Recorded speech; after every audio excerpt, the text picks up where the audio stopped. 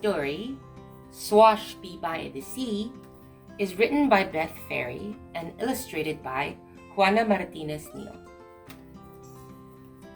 Today we're going to learn all about Swashby and his relationship with the sea that he loved so much. The sea and he had been friends for a long, long time.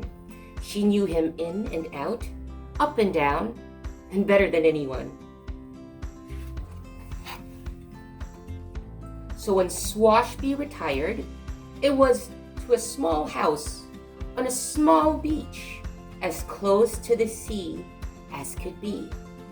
Whenever he needed something, the sea provided exactly the right thing at exactly the right time. Life was just the way Swashby liked it. Salty and sandy and serene until squeaks and squeals sprang from the empty house next door, which was no longer empty. It had been commandeered by a girl and her granny, who planted umbrellas, scattered beach chairs, and boarded Swashby's deck without permission.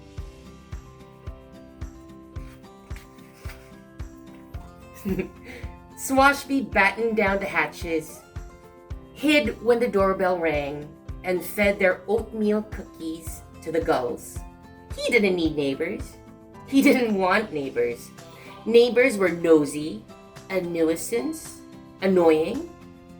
So, in return, he left a message written clearly in the sand.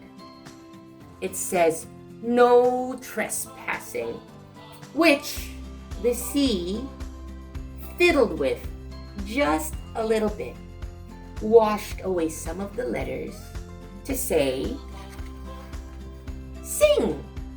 "Sing," the girl read, and did just that. She sang every song she knew while dancing up and down Swashby's deck. "What now?" she asked. Swashby wrote, "Now vanish," later that evening, adding a starfish exclamation point. And the sea came and fiddled just a little bit, washed away some of the letters, and it read, "Wish." The girl read, picking up the starfish, and did just that. She closed her eyes and began, "I wish." "No, no, no," Swashby interrupted, stomping down the steps. "If you mean to make a starfish wish, you must say, 'Starfish back to waves so blue, the sea will see a wish come true.'" Granny said, "How lovely. We wish you'd come for a cup of tea, Mr. Swashby." But Swashby wished to be left alone, so he grumbled and mumbled and hurried inside. He didn't need tea. He didn't want tea. Tea was civilized, friendly, neighborly. What he needed was a new message. He wrote, "Please go away." He wrote it firmly in the sand, and once again, the sea fiddled just a little bit, washed away some of those letters, and it read, "Play." "Play," the girl sounded out, and did just that, with Swashby's shells and stones, with his buckets and shovels. But her towers kept falling. "Barnacle bottoms," Swashby muttered, marching out. "You're doing it all wrong. You must not use the sun-baked sand. It's the sea sand does the trick." And he showed her how to dig for the wet sand down below. But Swashby was gone. Before long, amazing sculptures decorated the beach. "It's the clamshells you should use," Swashby called from inside. "Come play, Mr. Swashby," the girl called back. "Swashbys don't play," he answered, banging the shutters.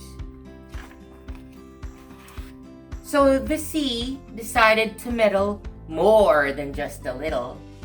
She inched her way up the sand and tickled the girl's toes. She nibbled on the sculptures and slurped away the bucket. The girl tried to grab it, but "Look at me," the girl called. "Look at her," Granny gasped. "Oh dear, look at her." The granny hurried to the water's edge, but Swashby was already there. Whoosh! "What are ye up to, you great salty imp?" he asked, scooping up the girl and the bucket. With a great big wave, the sea delivered the pair back to shore. There was no stopping. The laughing and hugging and thanking, that was Swashby's reward. "I see what you did," he whispered to the sea as he was whisked away to celebrate. After that, it was easy for Swashby to have tea with the girl and her granny. And ice cream and lobster and s'mores on the beach. It was easy for him to share his special sea glass. It was even easy for him to see that neighbors could be fun, and friends, and family.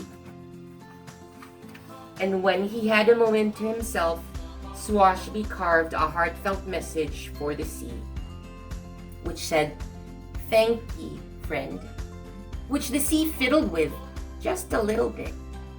And so we're left with just the end.